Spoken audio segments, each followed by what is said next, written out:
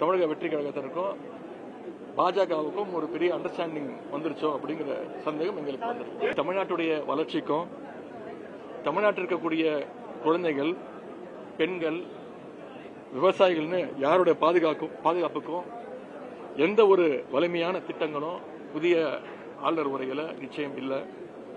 அதனால கடந்த ஆட்சி மேல காழ்ப்புணர்வை மட்டுமே வெளிப்படுத்துகின்ற இந்த ஆளுநர் உரையை நாங்கள் வன்மையாக கண்டிக்கின்றோம். ஆளுநர் உரையை முழுமையா வாசிச்சு போயிருக்காரு. திமுக பாதியிலே கிளம்பி போயிடுவாங்க. எப்படி பாக்குறீங்க இந்த நிகழ்வு? ஏற்கனவே சொன்ன மாதிரி அதுதான், கடந்த 5 வருஷத்துல ஒரு முறை கூட ஆளுநர் அவர்கள் திமுக அரசு கொடுத்திருக்கக்கூடிய உரையை முழுசா படிச்சதே கிடையாது. மாற்றம் பண்ணுவாரு. ஆனா மாற்றம் பண்ணும்போது என்னுடைய முதலமைச்சர் அப்போது முதலமைச்சர் எதிர்ப்பு தெரிவிச்சிருக்கிறோம். ஆனா இந்த முறை பாத்தீங்கன்னா ரொம்ப அபூர்வமாக முழு உரையை ஒரு வார்த்தை, ஒரு கமா, ஒரு ஃபுல் ஸ்டாப் கூட எடுக்காம வாசிக்கும் போது உங்களுக்கு தெரியும் நம்முடைய ஆட்சியாளர்களுக்கும் தமிழக வெற்றி கழகத்திற்கும் பாஜகவுக்கும் ஒரு பெரிய அண்டர்ஸ்டாண்டிங் வந்துருச்சோ அப்படிங்கிற சந்தேகம் எங்களுக்கு வந்துருக்கு.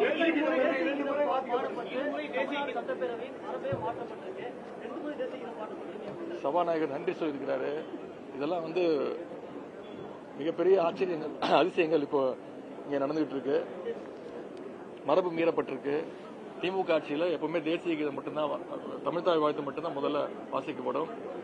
முடியும் போது ஆளுநர் கிளம்புறதுக்கு முன்னாடி அவருடைய உரையை முடிஞ்சதுக்கு பிறகு தேசிய கீதம் ஒளிபரப்பப்படும். ஆனா இந்த முறை 2 வாட்டி தேசிய கீதத்தை ஒளிபரப்பியிருக்காங்கன்னா, மீண்டும் சொல்றேன், இது பாஜகவும் இப்ப இருக்கக்கூடிய ஆட்சியாளர்களும் ஒரு அண்டர்ஸ்டாண்டிங் வந்திருக்காங்க.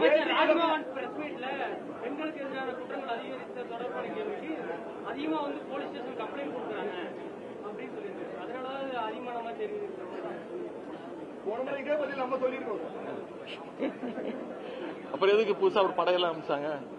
இந்த சிங்கப்பெண் படைன்னு ஒன்று சொன்னாங்க. அதை தேதி தள்ளி வச்சாங்க. சரி, என்ன இருந்தாலும் இப்போ நீங்க தொலைக்காட்சிகள் மூலமா நீங்க ஒவ்வொரு நாளும் நீங்களே செய்தி ஒளிபரப்பிட்டு இருக்கீங்க. இந்த ஆட்சியில மக்களுக்கு, குறிப்பா பெண்களுக்கு, குழந்தைகளுக்கு பாதுகாப்பு இல்லை.